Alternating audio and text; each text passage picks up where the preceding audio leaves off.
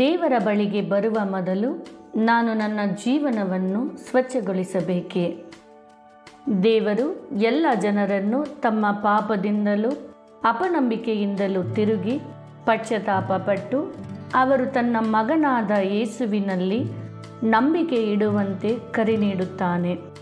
ಪವಿತ್ರಾತ್ಮನು ಅಂತಹ ವ್ಯಕ್ತಿಯನ್ನು ಯೇಸು ಕ್ರಿಸ್ತನಲ್ಲಿ ಸೆಳೆದುಕೊಳ್ಳುತ್ತಾನೆ. ಪೇತ್ರನಿಗೆ ಬರೆದ 2ನೇ ಪುಸ್ತಕ 3ನೇ ಅಧ್ಯಾಯ 9-10 ವಾಕ್ಯಗಳು. ಕರ್ತನು ತನ್ನ ವಾಗ್ದಾನವನ್ನು ನೆರವೇರಿಸುವುದಕ್ಕೆ ತಡೆ ಮಾಡುತ್ತಾನೆಂಬುದಾಗಿ ಕೆಲವರು ಅರ್ಥ ಮಾಡಿಕೊಳ್ಳುವ ಪ್ರಕಾರ ಆತನು ತಡ ಮಾಡುವವನಲ್ಲ. ಯಾವನಾದರೂ ನಾಶವಾಗುವುದರಲ್ಲಿ ಆತನು ಇಷ್ಟಪಡದೆ ಎಲ್ಲರೂ ತನ್ನ ಕಡೆಗೆ ತಿರುಗಿಕೊಳ್ಳಬೇಕೆಂದು ಅಪೇಕ್ಷಿಸುವವನಾಗಿದ್ದು ನಿಮ್ಮ ವಿಷಯದಲ್ಲಿ ದೀರ್ಘ ಶಾಂತಿಯುಳ್ಳವನಾಗಿದ್ದಾನೆ. ಆದರೂ ಕರ್ತನ ದಿನವು ಕಳ್ಳನು ಬರುವಂತೆ ಬರುತ್ತದೆ. ಆ ದಿನದಲ್ಲಿ ಆಕಾಶಮಂಡಲವು ಮಹಾಘೋಷದಿಂದ ಇಲ್ಲದೆ ಹೋಗುವುದು. ಸೂರ್ಯ ಚಂದ್ರ ನಕ್ಷತ್ರಗಳು ಉರಿದು ಲಯವಾಗಿ ಹೋಗುವವು. ಭೂಮಿಯು ಅದರಲ್ಲಿರುವ ಕೆಲಸಗಳು ಸುಟ್ಟು ಹೋಗುವವು. ಯೇಸು ಕ್ರಿಸ್ತನಲ್ಲಿರುವ ನಂಬಿಕೆಯನ್ನು ಉಳಿಸುವ ಜೀವನದ ದೋಣಿಯು ಈ ಕೆಳಗಿನ 4 ಸತ್ಯಗಳನ್ನು ಒಳಗೊಂಡಿದೆ. ಯೇಸು ಕ್ರಿಸ್ತನ ಬಗ್ಗೆ 4 ಸತ್ಯಗಳು. ಯೇಸುವೇ ದೇವರು. ದೈವ ಪ್ರೇರಿತವಾದ ಪ್ರತಿಯೊಂದು ಶಾಸ್ತ್ರವು ನೀತಿ ಶಿಕ್ಷೆಗೆ ಉಪಯುಕ್ತವಾಗಿದೆ. ಯೇಸುವೇ ಕರ್ತನು ಮತ್ತು ಎಲ್ಲದಕ್ಕೂ ಮೇಲಾದ ರಕ್ಷಕನಾಗಿದ್ದಾನೆ. ದೇವರ ಬಳಿಗೆ ಹೋಗಲು ಯೇಸುವೇ ಏಕೈಕ ಮಾರ್ಗವಾಗಿದ್ದಾನೆ. ಯೇಸುವೇ ದೇವರು. 1 ತಿಮೋಥೆಯನಿಗೆ ಬರೆದ ಪುಸ್ತಕ 3ನೇ ಅಧ್ಯಾಯ 16ನೇ ವಾಕ್ಯ. ದೇವಭಕ್ತಿಗೆ ಆಧಾರವಾಗಿರುವ ಸತ್ಯಾರ್ಥವು ಗಂಭೀರವಾದದೆಂಬುದಕ್ಕೆ ನಾವೆಲ್ಲರೂ ಒಪ್ಪಿಕೊಳ್ಳುತ್ತೇವೆ. ಅದೇನೆಂದರೆ ಆತನು ಶರೀರಧಾರೆಯಾಗಿ ಪ್ರತ್ಯಕ್ಷನಾದನು, ಆತ್ಮ ಸಂಬಂಧವಾಗಿ ಆತನೇ ಎಂದು ಸ್ಥಾಪಿಸಲ್ಪಟ್ಟನು, ದೇವದೂತರಿಗೆ ಕಾಣಿಸಿಕೊಂಡನು, ಅನ್ಯ ಜನರಲ್ಲಿ ಪ್ರಸಿದ್ಧಿ ಮಾಡಲ್ಪಟ್ಟನು, ಲೋಕದಲ್ಲಿ ನಂಬಲ್ಪಟ್ಟನು, ಪ್ರಭಾವ ಸ್ಥಾನದಲ್ಲಿ ಸೇರಿಸಲ್ಪಟ್ಟನು. ಪ್ರತಿಯೊಂದು ಶಾಸ್ತ್ರವು ಮೂಲ ಭಾಷೆಗಳಲ್ಲಿ ದೇವರಿಂದ ಪ್ರೇರಿತವಾಗಿದೆ ಮತ್ತು ಯಾವುದನ್ನು ತಿರಸ್ಕರಿಸಲಾಗುವುದಿಲ್ಲ. ತಿಮೋಥೆಯನಿಗೆ ಬರೆದ 2ನೇ ಪುಸ್ತಕ 3ನೇ ಅಧ್ಯಾಯ 16ನೇ ವಾಕ್ಯ. ದೈವ ಪ್ರೇರಿತವಾದ ಪ್ರತಿಯೊಂದು ಶಾಸ್ತ್ರವು ಉಪದೇಶಕ್ಕೂ ಖಂಡನೆಗೂ ತಿದ್ದುಪಾಟಿಗೂ ನೀತಿ ಶಿಕ್ಷೆಗೂ ಉಪಯುಕ್ತವಾಗಿದೆ. ಯೇಸು ಕ್ರಿಸ್ತನೇ ಕರ್ತನು ಮತ್ತು ಪ್ರತಿಯೊಬ್ಬ ವ್ಯಕ್ತಿಯು ತನ್ನ ಸಂಪೂರ್ಣ ಜೀವನವನ್ನು ತನಗೆ ನೀಡಬೇಕೆಂದು ಆತನು ಬಯಸುತ್ತಾನೆ. ಕೊರಿಂಥದವರಿಗೆ ಬರೆದ 1ನೇ ಪತ್ರಿಕೆ 6ನೇ ಅಧ್ಯಾಯ 19-20 ವಾಕ್ಯಗಳು. ನೀವು ನಿಮ್ಮ ಸ್ವಂತ ಸೊತ್ತಲ್ಲ, ನೀವು ಕ್ರಯಕ್ಕೆ ಕೊಲ್ಲಲ್ಪಟ್ಟವರು. ಆದ ಕಾರಣ ನಿಮ್ಮ ದೇಹದಲ್ಲಿ ದೇವರ ಪ್ರಭಾವವನ್ನು ಪ್ರಕಾಶಪಡಿಸಿರಿ. ಯೇಸು ಕ್ರಿಸ್ತನು ಒಬ್ಬನೇ ಮಾರ್ಗ. ಯೇಸು ಕ್ರಿಸ್ತನು ಮಾತ್ರವೇ ನಂಬಿಕೆಯಿಂದಲೇ. ತಿಮೋಥೆಯನಿಗೆ ಬರೆದ 1ನೇ ಪತ್ರಿಕೆ 2ನೇ ಅಧ್ಯಾಯ 3-6 ವಾಕ್ಯಗಳು. ಹಾಗೆ ಮಾಡುವುದು ನಮ್ಮ ರಕ್ಷಕನಾದ ದೇವರ ಸನ್ನಿಧಿಯಲ್ಲಿ ಮೆಚ್ಚಿಕೆಯಾಗಿಯೂ ಯೋಗ್ಯವಾಗಿಯೂ ಅದೇ.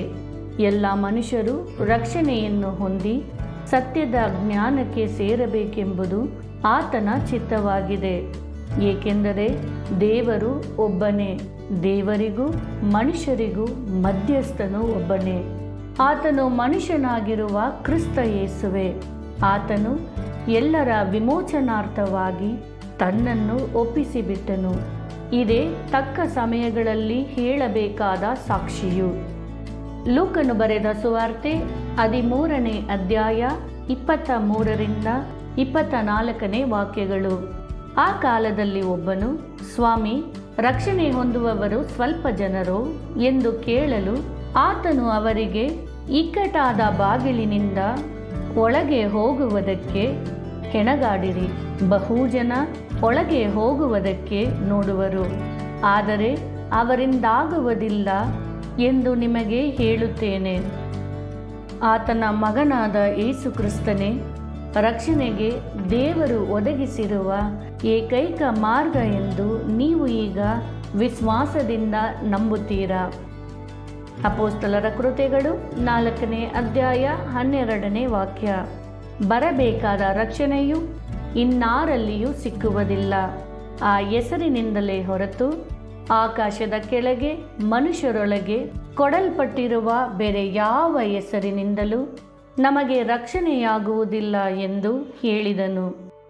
ಅಪೊಸ್ತಲರ ಕೃತ್ಯಗಳು 16ನೇ ಅಧ್ಯಾಯ 30 ಮತ್ತು 31ನೇ ವಾಕ್ಯಗಳು.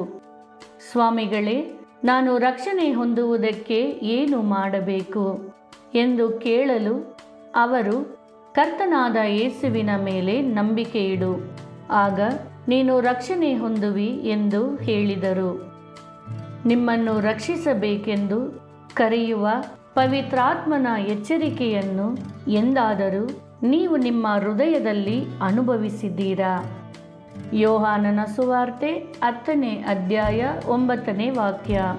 ಯೇಸು ಮತ್ತೆ ಅವರಿಗೆ, ನಾನೇ ಆ ಬಾಗಿಲು, ನನ್ನ ಮುಖಾಂತರವಾಗಿ ಯಾವನಾದರೂ ಒಳಗೆ ಹೋದರೆ ಸುರಕ್ಷಿತನಾಗುವನು ಎಂದು ಹೇಳಿದನು. ನೀವು ಯೇಸು ಕ್ರಿಸ್ತನನ್ನು ನಿಮ್ಮ ರಕ್ಷಕನಾಗಿಯೂ ಒಡೆಯನಾಗಿಯೂ ಕರೆದಾಗ ಮತ್ತು ದೇವರು ನಿಮ್ಮೊಂದಿಗೆ ಮಾತನಾಡಿದಾಗ ನೀವು ಅದನ್ನು ತಿಳಿಯಪಡಿಸುವಂತೆ ಒತ್ತಾಯಿಸಲ್ಪಡುವಿರಿ. ರಕ್ಷಣೆ ಎಂಬುದು ನಿಮ್ಮ ಹೃದಯದಲ್ಲಿ ಸಂಭವಿಸುವ ವೈಯಕ್ತಿಕ ವಿಷಯವಾಗಿದೆ. ಅದು ಸಂಭವಿಸಿದೆ ಎಂದು ನೀವು ಮತ್ತು ದೇವರನ್ನು ಹೊರತುಪಡಿಸಿ ಯಾರೂ ಖಚಿತಪಡಿಸಲು ಸಾಧ್ಯವಿಲ್ಲ.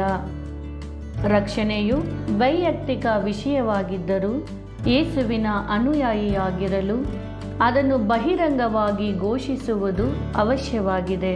ತನ್ನ ಹಿಂಬಾಲಕರು ರಹಸ್ಯ ಕ್ರೈಸ್ತರಾಗಲು ಯೇಸು ಅವರಿಗೆ ಅನುಮತಿಸಲಿಲ್ಲ. ಮತ್ತಾಯನು ಬರೆದ ಸುವಾರ್ತೆ 10ನೇ ಅಧ್ಯಾಯ 32 ಮತ್ತು 33ನೇ ವಾಕ್ಯಗಳು.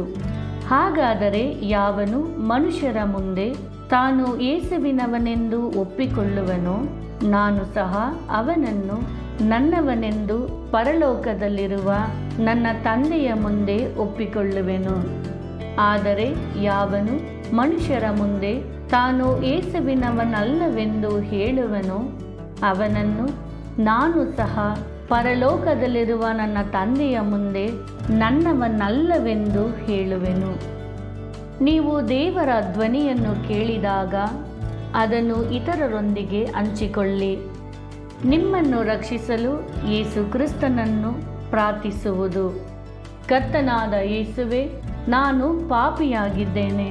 ನನ್ನ ಪಾಪವು ನನ್ನನ್ನು ದೇವರಿಂದ ಬೇರ್ಪಡಿಸುತ್ತದೆ ಎಂದು ನನಗೆ ತಿಳಿದಿದೆ.